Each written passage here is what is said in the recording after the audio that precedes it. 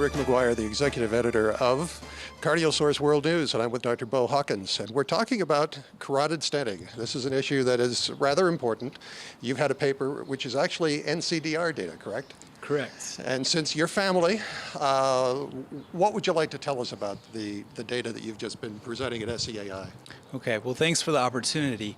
Carotid stenting is a relatively new therapy for the treatment of carotid stenosis, and what we've learned over the past few years is that our ability to predict which patients are going to be prone to having adverse events following that procedure is somewhat limited.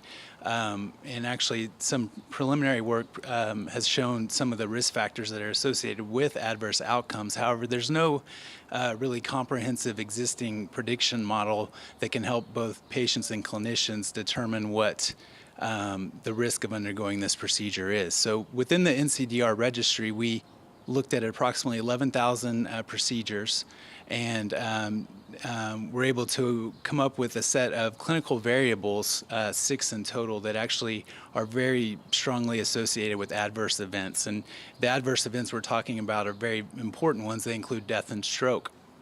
And so using this information, we were able to construct a risk score comprised of these 6 clinical variables.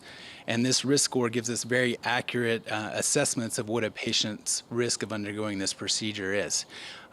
What this means for patients and clinicians is that now when a patient presents to us and is considering this therapy, we're able to look at them, look at their characteristics, and give them a very good sense and a very accurate sense of what their risks of having these problems following carotid stenting is.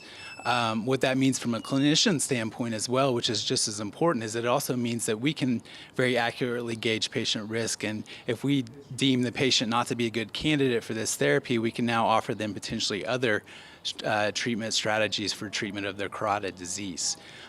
So I think in total what we're looking at is trying to apply this therapy to the right patients at the right time, and this should be hopefully a new tool that's able to do that. How fast would it be to come up with somebody's risk score?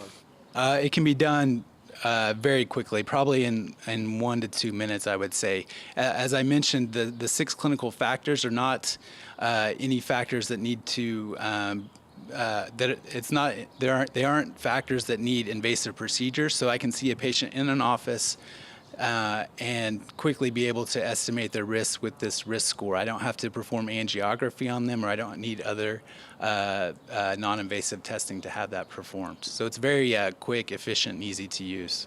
And what are the 6 items you're looking at specifically? So they include the following. Number 1 is a history of prior carotid endarterectomy. The second and third include age, as well as a history of atrial fibrillation. And then the final 3 are needing an upcoming surgery within 2 months, having a symptomatic lesion. And by that we mean you've had symptoms of stroke or mini stroke related to this carotid blockage within the past 6 months. And the last factor is having a prior history of stroke. So this is based on NCDR data and on how many patients were analyzed? It was slightly over 11,000. Okay, so that's a good basis for analysis.